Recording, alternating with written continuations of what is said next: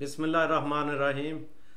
आवाज़ हक talk show से मैं हूँ राना अबरार हुसैन। नाजरीन, आज आप आवाज़ हक टॉक शो में हमारे साथ मेहमान हैं पाकिस्तान से तशरीफ़ लाए हुए अल्लामा सफ़दर अली पसिया साहब, जिनका पाकिस्तान सियालकोट से तल्लक़ है। और माशाल्लाह ये जापान में जब से आए हैं एक दिन भी ऐसा नहीं गुज़रता कि इनको किसी न किसी मस्जिद में मिलादुन नबी के महफ़िलों में बुलाया जाता है और बहुत ही रूह परवर ख़िताब होता है इनका, और ईमान ताज़ा हो जाता है लोगों का, और जोश और जज्बे और खुशियों भरा माहौल होता है आका की वलादत बासादत पे।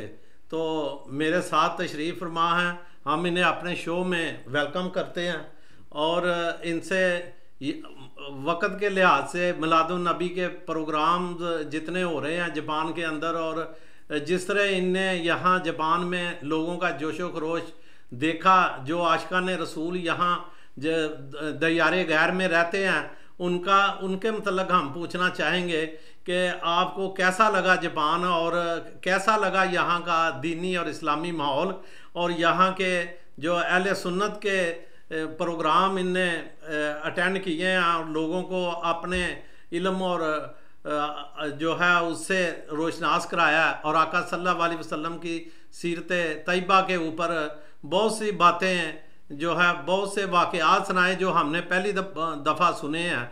तो मैं चाहूँगा कि ये मौका के मुताबिक ही मिलादुल नबी सल्लल्लाहु अलैहि वसल्लम के निस्बत से हमें कुछ माहौल के मतलब भी बताएं और उनकी ज़ात के मतलब भी कुछ चीज़ों से रोशनास कराएं हमें। बिस्मिल्लाहिर्रहमानिर्रहीम वस्सलातु वस्सलामु अलैका या रसूल अल्लाह व अला आलिका व सहाबिका या हबीब अल्लाह। मैं अल्हम्दुलिल्लाह 8 सितंबर को पाकिस्तान से रवाना हुआ था। 9 सितंबर को यहाँ पहुँचा टोक्यो एयरपोर्ट पे। मेरे बेटे मोहम्मद हसनैन और मोहम्मद हाफिज़ मोहम्मद ज़ुल्करनैन मदनी चांद लेने गए थे। वहाँ जब उतरा तो माशाल्लाह माशाल्लाह बड़े अहबाब ने मेरा इस्तकबाल किया और मुझे बुक्के भी पेश किए, गुलदस्ते पेश किए। ऐसी ऐसी नाबगा रोज़गार हस्तियाँ वहाँ मौजूद थीं जिन्हें देख के मैं बहुत खुश हुआ। तो जब उनसे मिला हूँ तो उनसे गुफ्तगू करके बड़ी खुशी हुई, और मुझे पता चला कि उसी दिन से मेरी मसरूफियात मेरे बेटे के पास हैं। तो जब आया तो उसी रात को एक जगह पे खाना भी था। असद साहब पाकिस्तान के रहने वाले हैं, उनका एक बहुत बड़ा सेटअप है, उनके वालिद गिरामी भी तशरीफ़ लाए थे। तो वहाँ बहुत बड़ा वो शाम का खाना था, डिनर था, वहाँ इकट्ठे हुए थे, बड़ी कम्यूनिटी जमा थी। फिर उसके बाद दूसरे दिन भी और मुसलसल आज तक तकरीबन 1 माह होने को आया है, हर रोज़ कोई ना कोई प्रोग्राम किसी न किसी हाल में, किसी न किसी मस्जिद में, फिर जुमा शरीफ की अदायगी और उससे हट कर के प्रोग्राम मुख्तलिफ होटलों में भी हुए हैं। नबी पाक अलैहिस्सलातु वस्सलाम के मिलाद और आपके अहवाल के बारे में, सीरत रसूल अरबी के बारे में प्रोग्राम हुए। मैंने देखा है कि लोगों में तलब पाई जाती है, लोगों में तड़प है, वो चाहते हैं, सीखना चाहते हैं। ना सिर्फ पाकिस्तान के ही आए हुए लोग इस बात से कि उन्होंने बड़ा रेस्पॉन्स दिया है कि जिधर जिधर गया हूँ दूर दराज से इकट्ठे होकर के पहुँचते हैं। उन्होंने वाज भी सुना है, वो वाज जो किसी की करम नवादियों से, अल्लाह की मेहरबानियों से जो कुव्वत गोयाई अल्लाह पाक ने बख्शी है, और उसमें जिन हस्तियों ने असातिज़ा इकराम और वालिदैन की दुआओं से जो सलीका मंदी आई है, उसकी तासीर मैंने देखी है कि लोग खुश हुए हैं। बल्कि मैंने कई जगह पे ऐसा भी देखा कि जापानी लोग जो हैं वो इस बारे में दूसरों से सवाल करते, मैंने उनके जवाब देने में भी उनकी मदद की।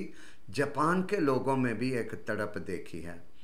मैंने यहाँ आकर के बढ़िया ये भी देखा कि पाकिस्तान से आया हूँ जो इस्लाम का गढ़ है, और वाकई वो इस्लाम का मरकज़ है पाकिस्तान। अल्लाह पाकिस्तान को कायम व दायम रखे और पाकिस्तान को हर किस्म के दुश्मनों से महफूज रखे और तरक्की अता फरमाए। लेकिन हम मुसलमान वहाँ अमल के एतबार से बड़े गरीब हैं। ये बहुत कम लोग हैं जो नबी पाक अलैहिस्सलातु वस्सलाम के उसवा कामिल को अपनाए हुए हैं, बहुत कम लोग हैं। यह अलहदा बात है कि वो कम लोगों के भी बरकत से हम ज़्यादा लोग महफूज हैं अल्लाह की रहमत से। यहाँ आकर के देखा जापानियों को, कोई चीज़ ली है या दी है तो शुक्रिया अदा करने का हक अदा कर देते हैं, बिल्कुल, और सच भी बोलते हैं, जो वादा करें वो निभाते भी हैं।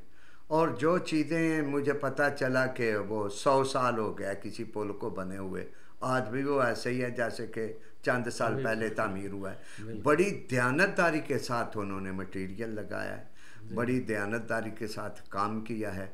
वो जो चीज़ें मुसलमानों का खासा हैं, जो मुसलमानों की आदत बन जानी चाहिए, जो मुसलमानों की खसरत का हिस्सा होना चाहिए, इस्लाम की बरकतों से हम तो उससे अक्सर महरूम हैं। लेकिन ये कुफरस्तान जहाँ कोई मुसलमान नहीं है, इन लोगों में सच बोलने की आदत, वादा निभाने की आदत, लेने देने के मामलात में दयानतदारी का मुजाहरा करना।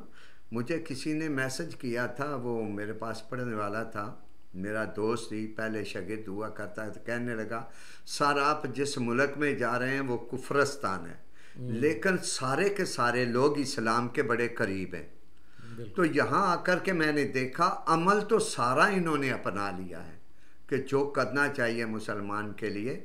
इकबाल ने भी कहा था ना, हज़रत अल्लामा इकबाल ने, चूँ बगोयम मुसलमानम बल्लरज़म के दानम मुश्किलाते ला इलाहा रा, कि जब मैं मुसलमान अपने आप को देखता हूँ तो लरज़ जाता हूँ कि मुझे पता है कि कलमा पढ़ लेने के बाद मेरे ऊपर पाबंदियाँ क्या हैं।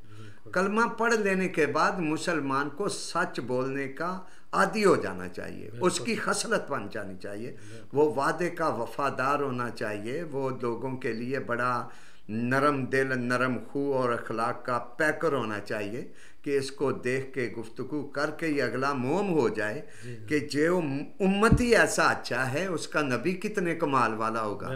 तो नबी पाक अलैहिस्सलातु वस्सलाम के उसवा कामल को अपनाने के बाद बंदे को एक राहत महसूस होती है, कामयाबी के जीने तय हो जाते हैं। यहाँ आकर के देखा कि हम में बहुत सारी कमी अमल की। एक बहुत बड़ा इनाम है अल्लाह पाक जल्ला शानहू का कि हमारे सीने नूरे ईमान से रोशन है। हम अल्लाह और उसके रसूल को मानने वाले हैं, कुरान को मानने वाले हैं। अल्लाह तौफीक बख्शे, नमाज़ें पढ़ते हैं, कुरान पढ़ते हैं। ये लोग नमाज़ें नहीं पढ़ते, लेकिन ये ईमान वाले भी नहीं, लेकिन अमल के एतबार से, अखलाक के एतबार से बड़े बेहतरीन पाया है। और मैंने जगह जगह पे दुआ की है कि या इलाही इनका सारा इंतज़ाम तो हो गया है। आज जिस तरह चूरा शरीफ वाले हज़रत बाबा जी फ़कीर मोहम्मद चौराही रहमतुल्लाह अलैह ने अलीपुर सैयदा वाले मुहद्दिस अलीपुरी अमीर मिल्लत हज़रत पीर सैयद जमात अली शाह साहब के पहली मुलाकात पर ही उन्हें खरका खिलाफत अता कर दिया था। किसी ने कहा मुरीद हुए, ज़्यादा देर नहीं हुई, इतनी जल्दी आपने खिलाफत दे दी। तो उन्होंने कहा था कि मैंने पीर जमात अली शाह को देखा है कि दूसरों को बनाने पे वक़्त लगता है, दूसरों को संवारने पे वक़्त लगता है, तरबियत करने पे वक़्त लगता है। ये बना बनाया था, हमने तो पॉलिश ही कर दिया। तो ये कौम मैंने देखी है ऐसी कि जिसका होमवर्क नेक अमाल के तौर पे बड़ा हो चुका है। अब अल्लाह की बारगाह में दुआ करते हैं कि अल्लाह ताला ईमान की दौलत से भी इन्हें सरफराज कर दे। बड़ा जी चाहता है कि ये हो जाए। और यहाँ की तरक्की देख के बड़ी तमन्ना आती है कि काश के पाकिस्तान भी इसी तरह वो तरक्की करे और तरक्की की मंजिलें तय करे। और यहाँ आके पाकिस्तान से मोहब्बत मेरी बढ़ी है, माशाअल्लाह, बड़ी उल्फत बढ़ी है पाकिस्तान से, अपने वतन से, कि यहाँ के लोग ऐसे हैं तो इतने तरक्की याफ्ता, तो मेरा मुल्क क्यों पीछे है। बिल्कुल ठीक। अच्छा, आज आपने यहाँ जश्न मिलादुन नबी के सिलसिले में जुलूस था जापान के अंदर, और उसमें भी शिरकत की है। और आपने पाकिस्तान के तो बहुत से प्रोग्राम आप अटेंड करते रहते हैं, और कैसा महसूस किया है यहाँ का डिसिप्लिन और लोगों का जो है वो नारे जो थे आका के शान में, वो कैसा पाया आपने? मैं यहाँ जब पहुँचा तो मेरे बेटे हाफिज़ मोहम्मद ज़ुल्करनैन साहब और मोहम्मद हसनैन मकी चांद वो मेरे साथ थे, गाड़ी चला के लेके आ रहे थे, मुझे भी अपने साथ लाए।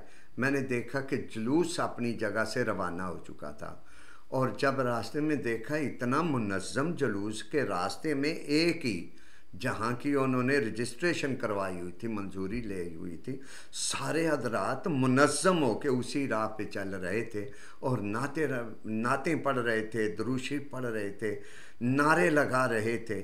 मुझे अपने वतन के बिखरे हुए जुलूसों से इसकी खूबसूरती ज़्यादा पसंद आई। बिल्कुल, तादाद में गो के कम थे लेकिन जज्बे में ये कम नहीं थे। ये जज्बे में कम नहीं थे। मैं ये समझता हूँ कभी कभी जज्बा और इश्क से लबरेज लोग ज़्यादा कसरत से ज़्यादा महसूस होते हैं। वो कुरान में फरमाते, वो तो वैसे जिहाद की आयत है, कम मिन फ़ियातिन क़लीलतिन ग़लबत फ़ियतन कसीरा।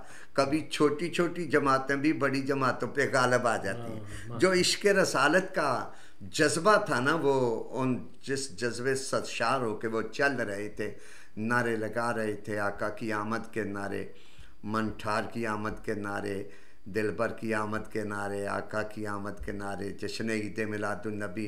फिर मैं बड़ा खुश हुआ, आप भी तो माशाल्लाह हम आपके साथ थे और बड़े सादात भी। जी जी, नबी पाक सल्लल्लाहु अलैहि वसल्लम की आले पाक के शहजादे भी उस जुलूस में शामिल थे, बड़ी अकीदतों के साथ। और हमारे कारी साहब, कारी अली हसन साहब दामत बरकातुहुमुल्लाह आलिया, बड़े फाज़िल और काबिल कारी हैं। वो कभी कभार इलाके में उधर ही जुलूस की क़यादत करते हुए जब जापानी ज़बान बोल करके वो तारीफ़ करवा रहे थे, तो मैं अपने ही मन में खुश हो रहा था कि हमारे इश्क को अब यारी भी हो रही है, इश्क की अब यारी भी हो रही है और पैगाम हक भी दूसरी कौम को पहुँच रहा है उनकी मकामी ज़बान में। तो बड़ा खुश हो रहा था। मैं आपसे ये पूछना चाहूँगा कि इस जज्बा आका सल्लल्लाहु अलैहि वसल्लम का जो दिलों में है, वो तो कोई मुसलमान हो ही नहीं सकता जो अपनी औलाद से, अपने माँ बाप से, अपने हर जो है रिश्ता जो उसको अजीज़ तरीन है, उनसे ज़्यादा प्यार अगर आका सल्लल्लाहु अलैहि वसल्लम से ना करता हो, तो इस इश्क को मज़ीद जो है वो जला बख्शने के लिए दियारे गैर में रहते हुए हमें क्या करना चाहिए? या आका की कोई ऐसे वाक़यात हमें सुना दें एक दो, जो नाजरीन के लिए भी बाइसे अमल हों और वो सुन के अपने जो है ईमान को ताज़ा करें। इस सिलसिले में सबसे नुमायाँ और मुआवन चीज़, मौसर चीज़ ये है कि नबी पाक अलैहिस्सलातु वस्सलाम की सीरत कामिला और आपकी अहादीस पर मबनी किसी न किसी किताब का मुतालिया, ज़ेर मुतालिया रहे वो किताब, और बिलखुसूस रात के वक़्त उसका मुतालिया करते हुए नींद आए तो सोए, तो जो जागते हुए अमल जारी होगा ना, उसका तसलसल ख्वाब में भी हो जाएगा। नबी पाक अलैहिस्सलातु वस्सलाम के मोजज़ात का जिक्र होगा तो यूँ समझ लो कि जो नींद कर रहे हैं उसमें वो मदीने व नबी की मुलाकात का तसव्वुर हो जाएगा। अहादीस रसूल की पेशवाई में वो फिर बहुत बड़ा मंजर, बंदे की तो नींद जागने से नूरानी हो जाती है ऐसे।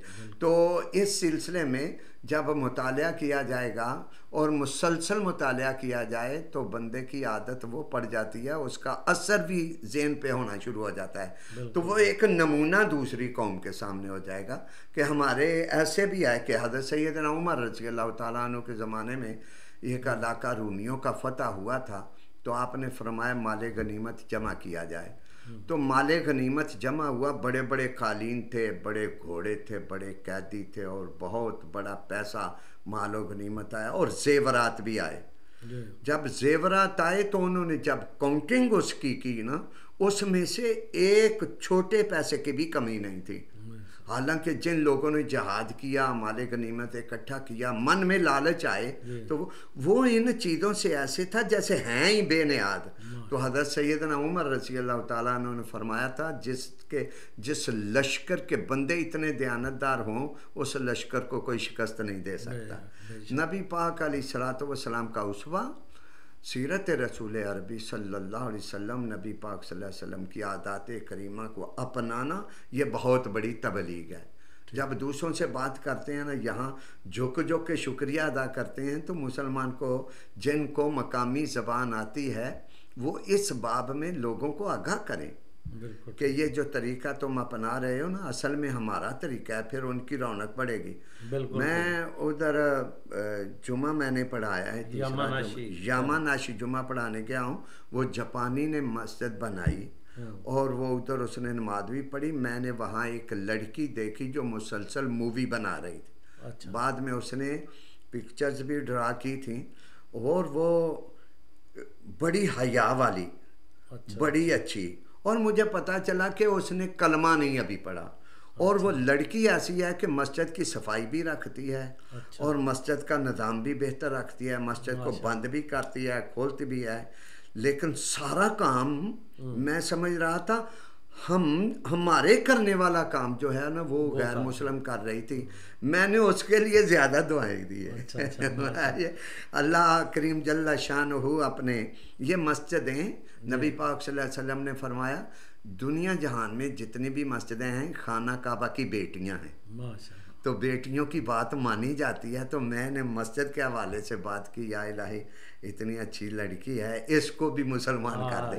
वो जो लड़का था ना यंग पर्सन है, उसकी उम्र 35 साल होगी ज़्यादा से ज़्यादा। उसने शर्ट पे भी मस्जिद का हवाला लिखा हुआ है। अच्छा।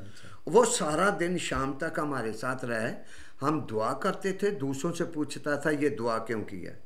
हम नमाज पढ़ते थे तो वो मैंने चूंकि कसर पढ़नी थी तो उसने ये भी सवाल किया कि इन्होंने नमाज मगरब पढ़ाई है, नमाज असर क्यों नहीं पढ़ाई। अच्छा। और मैंने उन्हें कहा था फिर मुश्किल में पड़ जाएंगे। वो मकामी आदमी एक शाह साहब थे पठान, उन्होंने नमाज पढ़ाई। उसने ये भी पूछा कि इन्होंने क्यों नहीं नमाज पढ़ाई, मैं तो इनके पीछे पढ़ना चाहता था। अच्छा। फिर उसे समझाया कि इस्लाम ने यह ताकीद किया जो मुसाफिर हो वो कसर पढ़े। उनमें जुस्तजू पाई जाती है, वो सीखना चाहते हैं, वो पढ़ना चाहते हैं। ये हमें हमारा फ़र्ज़ बनता है। नबी पाक सल्लल्लाहु अलैहि वसल्लम ने फरमाया था हज्जतुल विदा के मौका पर बल्लिगू अन्नी वलौ काना आया जी। और दूसरा ये फरमाया था जो हाजिर हैं वो मेरा पैगाम उन तक पहुंचा दें जो गैर हाजिर हैं। जिन्होंने सुना है, जो जानने वाले हैं, उनका फ़र्ज़ बनता है वो कारोबार भी करें। एक तो ये कि यहाँ जो पाकिस्तानी यहाँ इकट्ठे हैं, वहाँ इंडोनेशिया के भी बड़े थे, अपना कारोबार करते हैं। अल्लाह ताला इन्हें खुशहाली दे, कारोबार में वुसअत दे। ताजर लोग जो तबलीग कर सकते हैं वो कोई मजहबी लीडर नहीं कर सकता, क्योंकि उनके साथ वाबस्ता होते हैं कारोबारी लोग। तो वो कारोबार में आकर जो तबलीग करेंगे वो मौसर ज़्यादा होती है। एक बात मैं पूछना चाहता हूँ आपके, मैं तकरीबन 2 खिताब सुने हैं, एक अल मुस्तफ़ा मस्जिद बांदो सिटी में और एक आज जो है वो कोगा सिटी की मस्जिद में। तो मैं ये पूछना चाहता हूँ कि आपकी ज़बान में इतनी मिठास और तासीर किस तरह आ गई?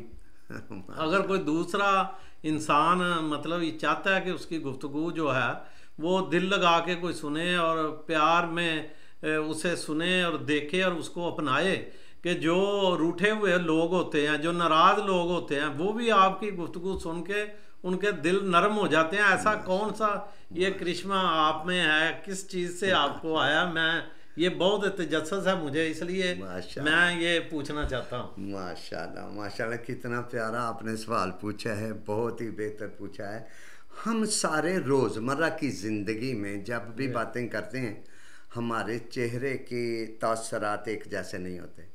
जब खुशी वाली बात हो तो चेहरे मुस्कुराते हैं, जब गम वाली हो चेहरे उतर जाते हैं, गुस्सा आए तो और कोई तेवर होते हैं। जब हम मस्जिद में हों और उसके घर में हों जो कायनात का पैदा करने वाला है, खालिक व मालिक है और रोज़ी भी देने वाला है, रज़्ज़ाक है, खालिक है, गफ़्फ़ार है, गफूर है, उसके घर में जाएं तो बातें उस नबी की करें जैसे हमें बहुत प्यार है। अगर प्यार वाले नबी की बातें गुस्से में करें तो जचती नहीं। माशाल्लाह। उस मीठे नबी की बातें भी मीठे अंदाज से होने चाहिए। ये अल्फाज में मिठास शहद खाने से नहीं आती, बिल्कुल, जर्दा खाने से नहीं आती, फल खाने से नहीं आती। अल्फाज में मिठास जिनकी बात करें उनके तसव्वुर से आती है। माशाअल्लाह। ये हमारे रोज़मर्रा के अपने ज़ाती मामलात में ये सारी चीज़ें शामिल हैं। फिर आदमी को सोच लेना चाहिए कि क्या मैं अपने हमसाए की बात कर रहा हूँ, अपने यार की बात कर रहा हूँ, अपने दुश्मन की कर रहा हूँ, या अपने कायनात से सबसे महबूब की बात कर रहा हूँ।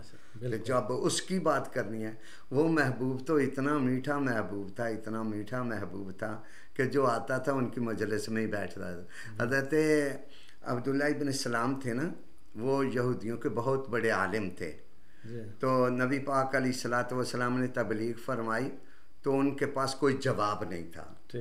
तो आपने फरमाया आपने जवाब भी नहीं देते हो, चुप हो। तो वो कहने लगे कि अगर हमारे आलिम जब वो हमारे लीडर हैं, कायद हैं मज़हब में, हज़रत अब्दुल्ला इब्न सलाम, वो आपसे बात करें, आप उन्हें कायल करें तो हम भी मान जाएंगे। नबी पाक अलैहिस्सलातु वस्सलाम तशरीफ़ फरमा थे तो हज़रत अब्दुल्ला इब्न सलाम आए।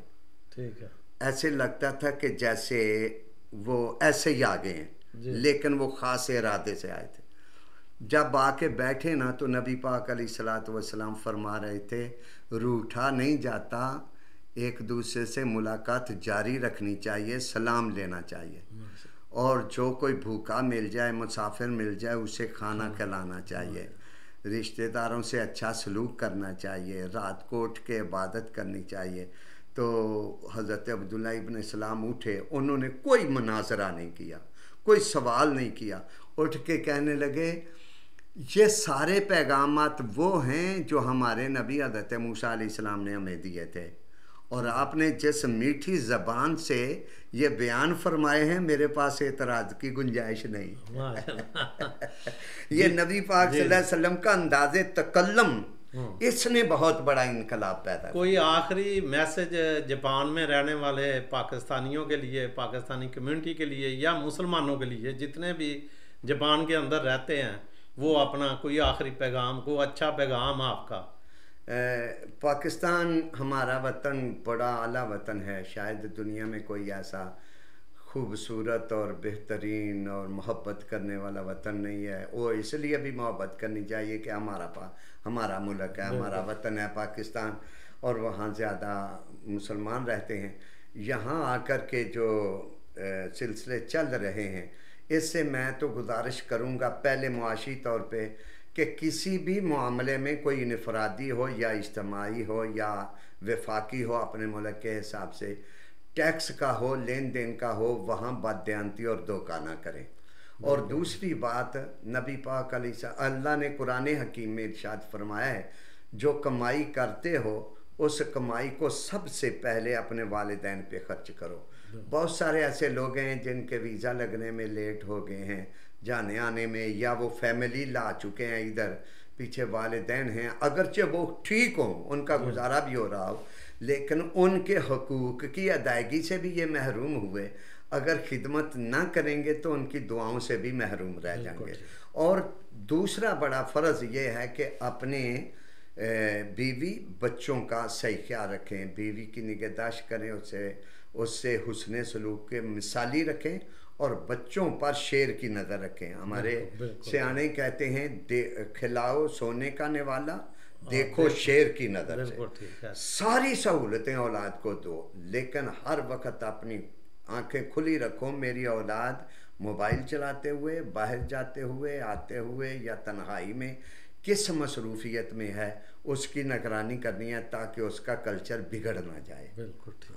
माशाल्लाह। नाजरीन, आज हमारे साथ टॉक शो में जो है हमारे मेहमान पाकिस्तान से तशरीफ़ लाए हुए अल्लामा सफदर अली पसिया साहब थे, और इनकी गुफ्तगू आपने सुनी है। माशाल्लाह हर पहलू पे इनने बताया, हमें इस्लामी तरीके से भी बताया, और आपने जापान आते हुए और आने के बाद मुख्तलिफ़ जगहों पे जाके प्रोग्राम अटेंड किए हैं, उसके में भी अपना तजर्बा और लोगों का बिहेवियर बताया है कि यहाँ की जापानी कौम जो है वो अमल से तो सारे इस्लामी अमल उनके अंदर पाए जाते हैं, लेकिन अगर वो कलमा गो हो जाए तो ये खेती बहुत ज़रखेज़ है। यहाँ इस्लाम बहुत तेज़ी से फैले, और ये बिल्कुल हमें सबको, जो हम यहाँ पाकिस्तानी मौजूद हैं या दूसरे मुस्लिम, उन्हें भी चाहिए कि वो अपने किरदार से अपने नबी अकरम सल्लल्लाहु अलैहि वसल्लम की सीरत के कुछ पहलुओं को अपने हर अमल से ज़ाहिर करें। अगर हम अपने आप को इनके सामने एक अच्छे नबी की उम्मत बन के पेश करेंगे तो उम्मीद है कि जैसे ये खेती ज़रख़ेज़ लोग हमवार हैं इस माहौल में कि झूठ नहीं बोलते, गलत बयानी नहीं करते, किसी को तकलीफ़ नहीं देते, तो बहुत से इस्लामी खसूसियात इनमें पाई जाती हैं। तो थोड़ी सी मेहनत करने से और हम अपने किरदार से साबित कर सकते हैं कि मुसलमान ही दुनिया की बेहतरीन कौम है और हमारा मज़हब ही सच्चा और पक्का मज़हब है और हमारे नबी आका दो जहां हज़रत मोहम्मद सल्लल्लाहु अलैहि वसल्लम सरवर कौनैन ही जो है आखिरी नबी हैं और उन्हीं का वो मौसम इंसानियत थे और उनकी सीरत से, उनके अहकामात से, जो चीज़ें उन्होंने अपनी हदीस में बयान की और जो कुरान है, ये दो चीज़ों का जिक्र खुतबतुल वदा में उन्होंने किया था कि मैं अपने बाद दो चीज़ें छोड़ के जा रहा हूँ, अगर वो पकड़े रखोगे तो आप रास्ते सिरात मुस्तकीम पे रहोगे और कोई आपको नुकसान नहीं हो सकता, ना दीन के लिहाज से ना दुनिया में। तो हमें भी चाहिए कि आका सल्लल्लाहु अलैहि वसल्लम को बेहतरीन खराज अकीदत पेश करने के लिए हम ईद मिलाद नबी की खुशियाँ भी मनाएं और अपने आप का जायज़ा भी लें और कोशिश करनी चाहिए कि हमें जो हमारे नबी बता गए हैं उसके मुताबिक अपनी ज़िंदगियों को डालें या डालने की कोशिश करते रहें। तो हमें बहुत खुशी है कि इनने अपनी गुनागू मसरूफियत के बावजूद टाइम निकाल के दिया और आवाज़ हक टॉक शो में तशरीफ़ लाए, जिसके लिए हम इनका दिल की अथाह गहराइयों से मशकूर व मगफूर हैं। और नाजरीन, आप हमें हमारा प्रोग्राम पसंद आए तो आवाज़ हक टीवी के चैनल को लाइक और सब्सक्राइब कीजिएगा। आपका हमें तावन जो है और आपका फीडबैक जो है उसका इंतज़ार रहेगा। आपकी अच्छी अच्छी राय आती हैं तो उसके मुताबिक हम अपनी कोताहियाँ गलतियाँ जो होते हैं उनको दुरुस्त करते हैं। तो इन्हीं अल्फाज से मैं इजाज़त चाहूँगा। अल्लाह हाफिज़।